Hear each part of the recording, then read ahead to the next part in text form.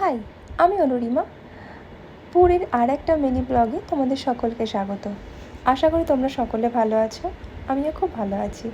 এই যে আমি সন্ধেবেলার জন্য রেডি হয়ে গেছি, দিয়ে তারপরে গুলগুলের মা পাপা সবাই মিলে ছবি তোলার চেষ্টা করছিল। আর গুলগুল তত বিরক্ত করছিল, ও সময়েই বিরক্ত করে, ও ঠিক করে ছবি তোলে না। নর্মাল টাইমে ওর কিন্তু পোজের শেষ নেই।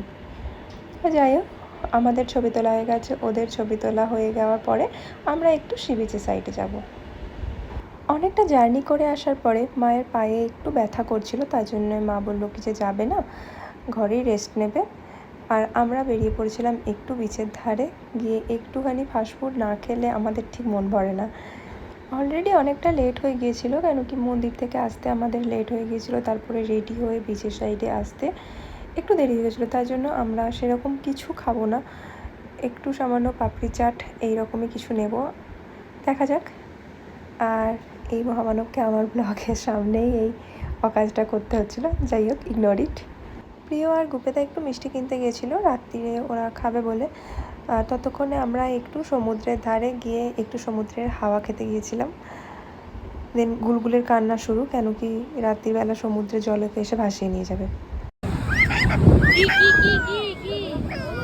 তাই আমরা ওখান থেকে তাড়াতাড়ি উঠে চলে এলাম। এই পাপড়ি চাটের দোকানের সামনে বসে আছি।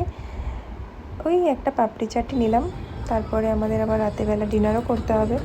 তাড়াতাড়ি সবাই মিলে একটা পাপড়ি চাট সবাই মিলে খেয়ে চলে গেলাম হোটেলের উদ্দেশ্যে, কারণ আর বিচের সামনে যাওয়া যাবে না, আবার নাহলে গুলগুলের কান্না শুরু হবে। আমরা হোটেলের রেস্টুরেন্টে চলে এসেছিলাম।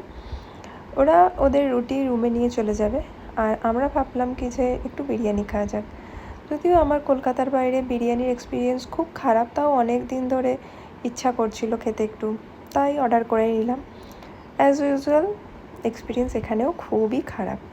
কলকাতার বাইরে সচরাচর সব জায়গাতে স্টিম বিরিয়ানিটা পাওয়া যায় না, আর স্টিম বিরিয়ানি ছাড়া আমার ঠিক খেতে ভালোও লাগে না।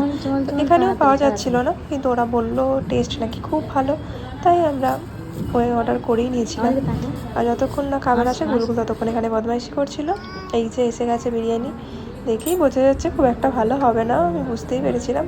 তা চলো আমরা আমাদের ডিনারটা কমপ্লিট করে নিই, দেখা হবে নেক্সট ব্লগে। টাটা।